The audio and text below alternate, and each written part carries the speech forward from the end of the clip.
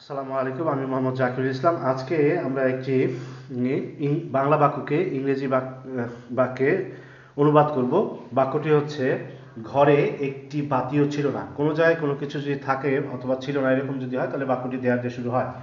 এখানে ঘর বলতে বোঝাচ্ছে হাউস, HOUSE হাউস। এখানে দা বসবে আর ঘরের সাথে একার থাকার কারণে বসবে ইন দ্য হাউস, ঘরে।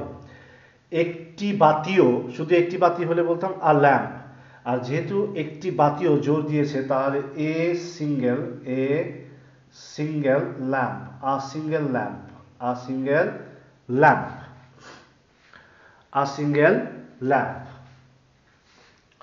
তাহলে ঘরে একটি বাতিও ছিল না, তাহলে বাক্যটা হবে there was not a single lamp